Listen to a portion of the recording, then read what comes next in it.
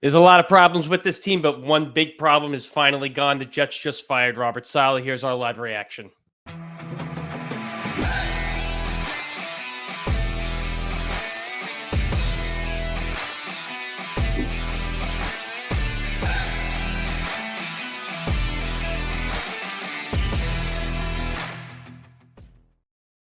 All right, breaking news waits for no man. Ray, I know you're in your car. Here's the official statement from the Jets. There it is. This morning, I informed Robert Saleh that he will no longer serve as head coach of the Jets. I thanked him for his hard work these past 3.5 years and wished him and his family well moving forward. This is not an easy decision, but we are not where we should be given our expectations.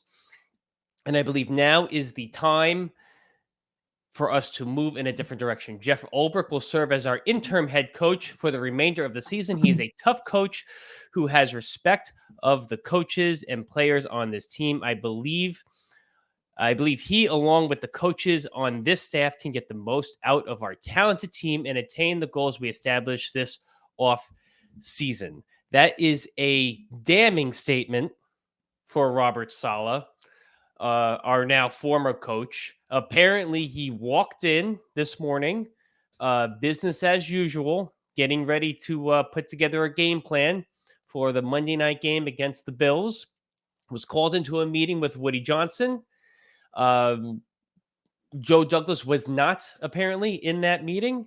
And depending on who you want to believe, he was or may not have been escorted out by security. Like I said in the intro, there's a lot of problems with this team. This doesn't fix everything, but this is a problem that is no longer. He is gone. I said it in a video. I said it in a live stream yesterday.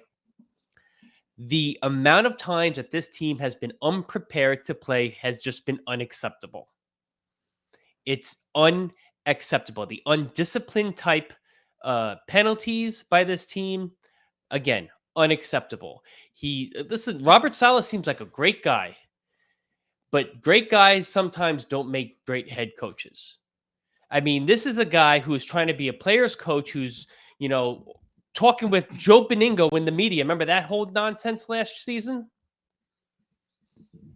He's gone. It is a distraction, yes, right now, but I think in the end, it's a positive, right? Yeah, I totally agree. You could start out.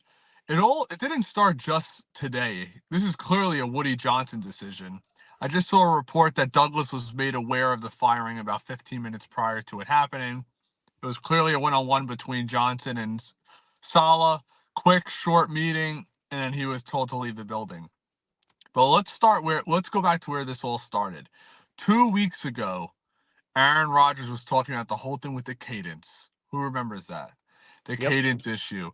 Was it a Rodgers issue? Was it a team issue? And then the coach is saying the opposite thing of the quarterback. Talk about accountability. Let's get these guys up to speed. And then this past week, we saw Quincy Williams as well talk about accountability. And clear as day, when Quincy was talking about accountability, he was talking about the offensive side of the ball. So clearly there's been a rift there for these last couple of weeks, and it's just finally come to a head. I am so glad that Woody Johnson sees what we see.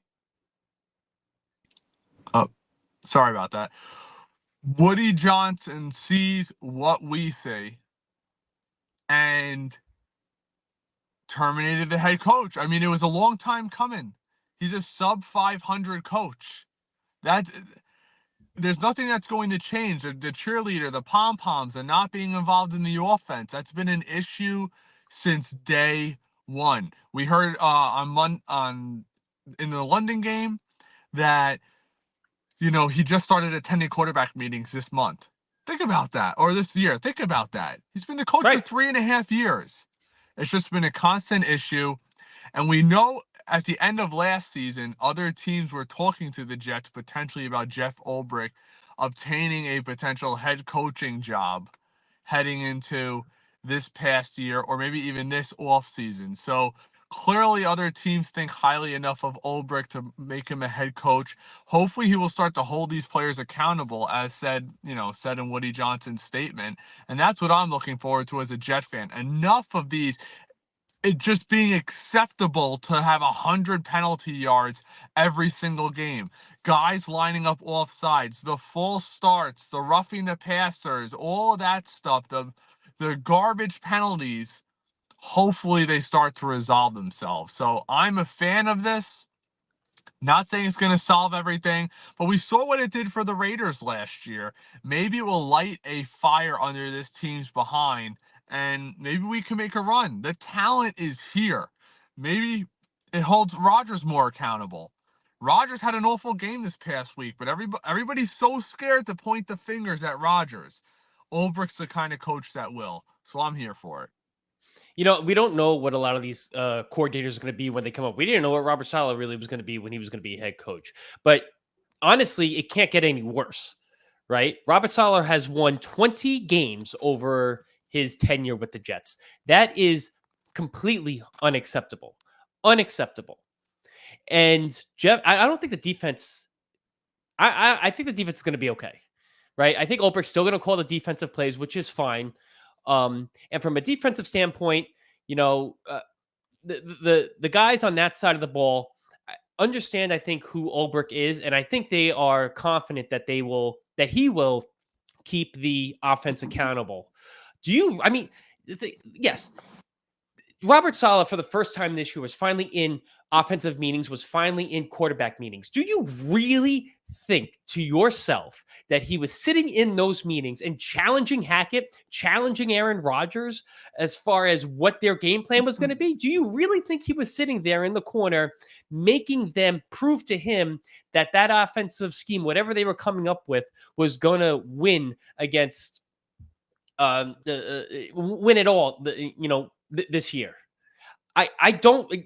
If you think that, then I don't know. You should be watching a different team, or you're just Pat, a Robert Saleh fan. There's no way Robert Saleh went into those meetings and challenged Hackett and challenged Aaron Rodgers on anything. Anything. No way. And when he took the job, what's the first thing he said? I'm not here to be the defensive coordinator, the offensive coordinator. I'm here to be the CEO. So why are you just getting involved in the offense Right. Why are you just getting involved in the offense now? Why? Looks like Dre's having some connection issues. Again, breaking news does not wait for anybody. But to be honest here, what did we really expect out of Robert Saleh this year? What did we really expect out of him after what we saw the first 3 years? Did we suddenly think that the undisciplined penalties, the clock management, and the pom-pom waving was going to end? Did we really think it was going to change? If you really thought that was going to happen, then again, you're just another Robert Saleh fanboy. Pat, there was lack of accountability last year. We saw it. How exactly, and that's what I'm saying. What did John Franklin Myers get? I mean, it was exactly. It didn't matter. Expect anything different? And I'm glad that Saleh. I'm glad that Woody put his foot down and said, "You know what? Enough is enough," because this team is underperforming right now. Underperforming. And then he said it in his statement. I mean, he thought that he was think about the bill of goods he was sold the last couple of years. The excuse was built in for Robert Saleh and Joe Douglas. Everybody knew it. When Zach Wilson was the starting quarterback starting week 1 once Rodgers went down, no matter what happened, Joe Douglas and Robert Saleh could fall back on the whole, well, Aaron Rodgers is our starting quarterback. If Rodgers was the starting quarterback last year, there's a very good chance that Saleh and Douglas are not even here making these decisions. Like you said before, Joe Douglas was told, 15 minutes before? Right? Oh. Well, I don't know what this means for him. He's going to have to eat. Does he get extended? Or is it just depending on how the team does, and if the team falls flat on its face? I mean, if the team falls on its face again now, can you put blame on Douglas because now you got rid of the coach and you have an interim head coach and everything's in flux? Well, these are all his coaches when you look at it from that perspective. I feel like if Douglas was going to be extended, it would have been announced by Woody Johnson already. And I think you'll see where Woody stands with Douglas as this trade deadline comes about. I mean, are the Jets still involved in Devontae Adams? That's another whole piece of the puzzle. All those rumors have been floating around for a week now. What's going on with that situation when you think about it? And with Joe Douglas, his record speaks for itself. He has not been a good GM, regardless of what other Jet fans think. A lot of people say, well, he had that one great draft class. Well, outside of that, he's the one that constructed this offensive line that we have. So I don't know. If they win, he's going to be extended. Ulbrich will be extended. But I feel like Joe Douglas, you could see his time's kind of running out. And Woody Johnson is sick and tired of losing. He probably feels like he was sold a bag of goods, given a check that he can't cash. And I'm thinking that if they don't at least make the playoffs, Douglas is gone, Ulbrich's gone, everybody's gone. It's not just that the team sucks. From Woody Johnson's perspective, it's the business is failing. I mean, ticket sales are gonna be going down, or have been down for the last decade. Sponsorship deals aren't as lucrative as you would expect. Just because you're an NFL team, these sponsorship deals can be like, oh, well, you're the Jets, you suck. I'm not going to give you $5 million of a sponsorship deal. I'm going to give you 2.5, or I'm giving you $1 million. It the Johnsons, as much as you want to say that just having an NFL team is like printing free money, it's not like that, especially with a team like the Jets over the last decade that have just been this bad.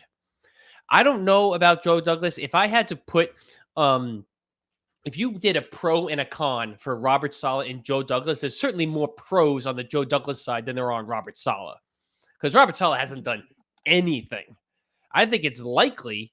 I think it's more like if this team makes the playoffs, yes, Joe Douglas is going to get an extension, and then they'll make a decision on what they're going to do with Ulbrich, if they're going to keep him or if they're going to, who knows? We don't know what Ulbrich's going to be.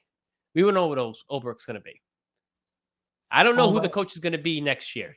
Remember last year, Robert Saleh said, give me a quarterback. That's what we need. That's what we kept hearing behind closed doors. Is he's like, give me a quarterback. Well, now you have a quarterback.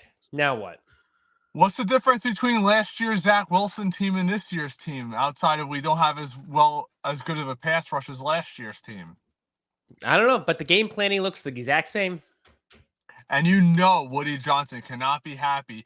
I saw a tweet. I got to find out if this is true or not.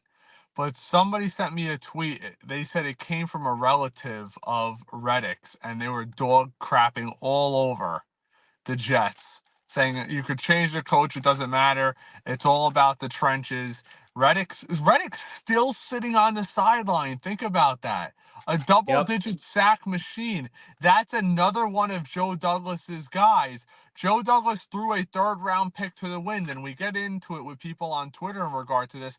Trey, whatever, just get Devontae Adams in here. I wonder where that crowd is standing at now. Are you willing to give up 2 number 3s for him this year? A 3 and a 2 potentially? Because I'm not. Because he can't play left tackle. He can't play left guard. He can't stop the run. He can't average more than 3 yards a carry like Breece Hall can't. It's the same thing over and over.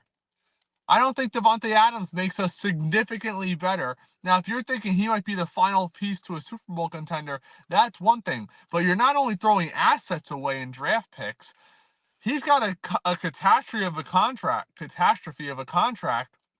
You're going to have to push that down the line. So now more money's added onto the books. Garrett Wilson's already disgruntled. We win against the Patriots. His first comment isn't, oh, I'm so glad we won. It was, I'm disappointed I didn't get the ball as much. So what do you think's going to happen if Devontae Adams comes here? I don't care what he thinks if Devontae Adams gets here.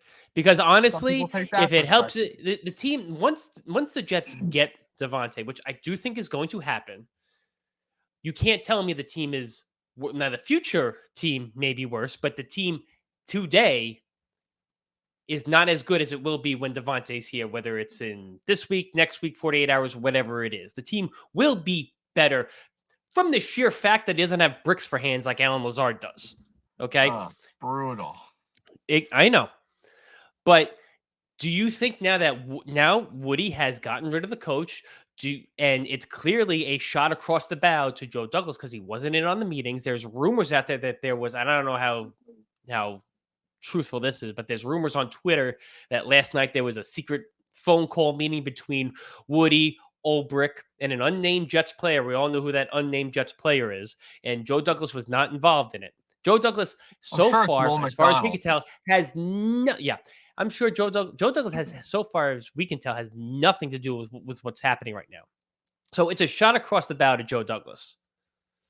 And at this point, there's not too much he can do other than getting Devontae here and swallowing his pride and getting Reddick. And I wouldn't be surprised if Woody tips those scales and say, get it done.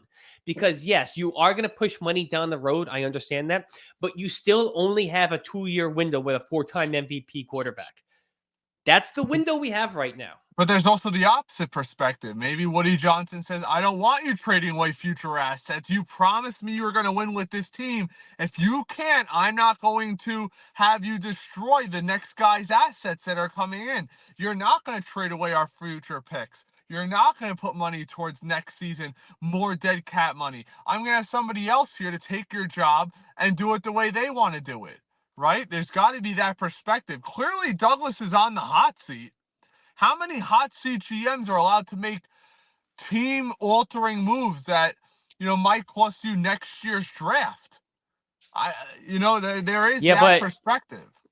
You don't fire a coach 5 weeks into a season if you don't think it's going to change the trajectory of the season. I get it. So he's and from his statement, his official statement is he thinks Jeff Ulbrich can get more out of the team. That you didn't say it specifically, but that's what the statement basically says. Mm-hmm. So he's making the move now, as opposed to maybe what in his head 4 or 5 weeks from now, when the team is just going to be out of it. He knows, and he's seen what we're seeing now, is that Robert Saleh is the same old problem of unaccountability and lackluster offensive performance. I'm not saying Ulbrich will be worse. I'm not saying Ulbrich will be better, but it can't get that much worse. You know what I see Ulbrich saying? Ulbrich saying it's 1st and goal on the 1. Run Allen up the middle. Enough with this dancing, play action, Breece Hall doing the Macarena in the backfield. Run Allen right up the middle. He's 240 pounds. How about That's what we brought him in here to do. It's 4th and 2. You kick the field goal to get some points. Or if you really want to go for it, don't go in a pistol formation and put Allen 7 yards back where he's got to now run 9 yards to get the first down. Accountability. I don't know if that's going to change. I just don't. Unless Ulbrich's going to remodel this offense, where's the creativity coming from? I'm not saying remodel the offense, but like I said previously, do you think Robert Saleh is in these meetings with the offense and challenging them at all? Clearly not. No, absolutely not. Well, if you believe that, I got a bridge to sell you in Brooklyn. Well, what's going to change? Because Ulbrich still has to put together the whole defensive game plan. I assume he's still calling the plays. Yep, right? He would still be. So he'll have to take like a Brian Daboll effect, where Brian Daboll runs the offense for the Giants and then is involved with the defense. The same thing's going to have to happen with Ulbrich. Right, just the other way around. Which honestly, it just that's kind of what happens. I feel like when a defensive coach comes in or when an offensive coach comes in, they take over what they know and then they delegate what they don't know. But at least they keep the accountability. The fact that Robert Saleh only this year started sitting in on offensive meetings was a fireable offense. Especially, he's not even calling the defense. No, he's not. That's all Ulbrich. Right, which is why I think the defense is going to be fine. Right. Could you imagine if they could you imagine what it would be like right now if they made Hackett the interim head coach? That was my biggest fear. I mean, not that it would change a ton, but talk about look. I posted it the other day on our. Then on our Todd Twitter Downing account. becomes the offensive coordinator. I think Todd Downing probably does a better job than Hackett. Well, remember what I posted the other day on our Twitter account? The Sean Payton's comments, the worst coaching job he's ever seen. Yeah. Well, only time will tell. Only time will tell. Thanks for hanging out with us, guys. There's a quick reaction. Give us a follow on all of our platforms at JetCastPod is where you can find us. As always, we're sponsored by SeatGeek. Use code JetCast at checkout. Get $20 off your first purchase. We got Nick tomorrow at 5. We have our Twitter space tomorrow at 7. I'm coming back on Thursday to give us a preview of the week coming up. Just get Davante here, please. I just want some positive news. I don't care at this point. That's how they're going to cover all this stuff. Who cares? Robert Saleh is fired. We got Davante Adams. Again, the team's not going to be worse with Davante in the short term. Never say never. We'll see. It's Never the say never. Jets. See you guys. So long.